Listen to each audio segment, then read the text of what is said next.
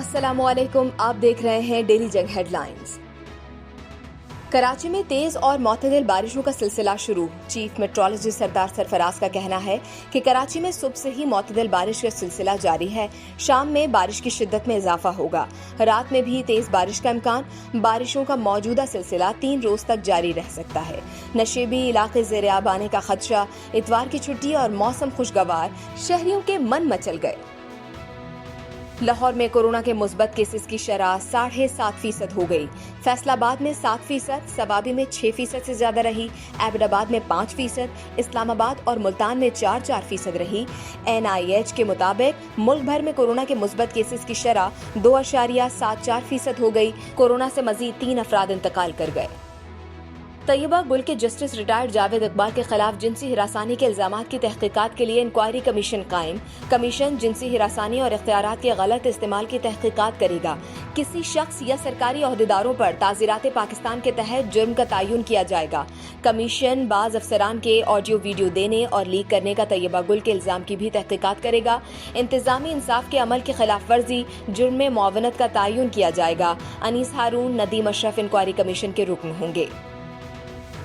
सदर आरिफ अलवी ने मुल्क में नई हुकूमत का मुतालबा कर दिया। बयान में कहा कि हम इम्तिहान से गुजर रहे हैं। जमहूरियत के लिए मीडिया और एस्टेब्लिशमेंट सबको मिलकर ऐसी हुकूमत तश्कील देने के लिए काम करना होगा जो पाकिस्तानी अवाम की उमंगों के मुताबिक हो। जमहूरियत को मुफाद परस्तों के हाथ हाईजैक नहीं होने दिया जा सकता।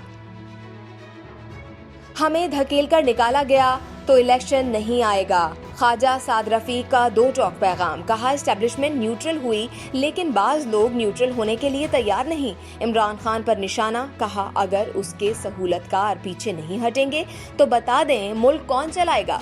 ये भी कहा जब डिप्टी स्पीकर कासिम सूरी ने रूलिंग दी तो उसे अदालत से क्यों नहीं बुलाया गया। अब डिप्टी स्पीकर पंजाब को अदालत में बुलाया गया। नून लीग, पीपल्स पार्टी और इत्तेहादी जमातों को दीवार से लगाने की साजिश बंद की जाए। हमजा शहबाज की वजारत आला पर फिर तलवार लटक गई। सुप्रीम कोर्ट ने हमजा शहबाज को फिर ट्रस्टी वजीर आला बना दिया। इख्तियारात महदूद कर दिए। चीफ जस्टिस ने रिमार्क्स दिए कि बादियों नजर में हमजा शहबाज का वजारत आला का मनसब गहरे खतरे में है। उन्हें मुंतखब वजीर आला नहीं कहा जा सकता। लगता है डिप्टी स्पीकर पंजाब असम्बली ने काफ लीग के वोट मुस्तरद करके सुप्रीम कोर्ट के फैसले के खिलाफ रूलिंग दी।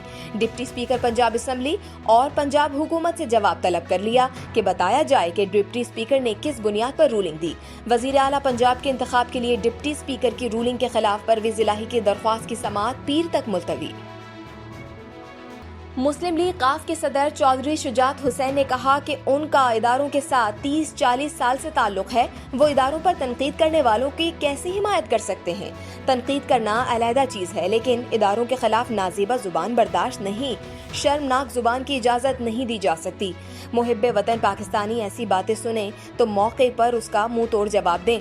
परवेज इलाही वजारत आला के लिए उनके उम्मीदवार थे, हैं और रहेंगे। हुक्मरान इत्तेहाद का वजीर आला पंजाब के इंतखाब के केस पर फुल कोर्ट बनाने का मुतालबा। मुश्तरका मुत्तफ़क़ा एलामिया में कहा गया है कि इमरान खान सियासत में बार बार इंतशार पैदा कर रहे हैं। आइन ने मुकन्नना, अदलिया और इंतजामिया में इख्तियारात की वाज़ेह लकीर खींची हुई है जिसे एक आइन शिकन मिटाने की कोशिश कर रहा है। हर फोरम और हर मैदान में तमाम इत्तेहादी जमातें मिलकर आगे बढ़ेंगी और फस्तायत का डट कर मुकाबला करेंगी। मुस्लिम लीग नून की रहनुमा मरियम नवाज ने कहा कि इंसाफ के ऐवान भी धौंस, धमकी, बदतमीजी और गालियों के दबाव में आकर बार बार एक ही बेंच के जरिए मखसूस फैसले करते हैं। अपने ही दिए फैसलों की नफी करते हैं। सारा वजन तराजू के एक ही पलड़े में डाल देते हैं। तो ऐसे यकतरफा फैसलों के सामने सर झुकाने की तवक्को हमसे न रखी जाए। रहनुमा तहरीक इंसाफ फवाद चौधरी ने कहा कि मरियम नवाज और नून लीग की क़यादत अपनी नाकामी के बाद कोशिश कर रही है कि एंटी एस्टेब्लिशमेंट बयानिया दोबारा अपनाया जाए। अदलिया के खिलाफ एक गैर जरूरी मुहिम अपना ली है। बेंच बनाना चीफ जस्टिस का खुसूसी इख्तियार है। अगर राना सना और नून लीग के कहने पर चीफ जस्टिस अपना ये इख्तियार भी छोड़ दें तो फिर ऐसी रिवायत पड़ेगी कि चीफ जस्टिस बेंच भी ना बना सकेंगे और फैसले सियासी होंगे। मुस्लिम लीग नून के सीनियर रहनुमा अहसन इकबाल ने अक्टूबर में इलेक्शन की तजवीज से लाइल्मी का इजहार कर दिया।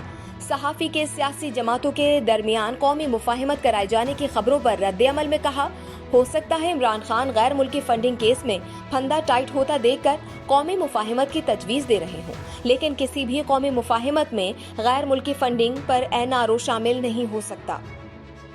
لاہور سمیت پنجاب بھر میں بخار سے بچاؤ کی گولی کی قلت برقرار، جان بچانے والی دوائیاں بھی نایاب ہو گئیں۔ کورونا کیسز میں مسلسل اضافے کے بعد بازار سے بخار کی گولیاں ملنا مشکل ہو گیا۔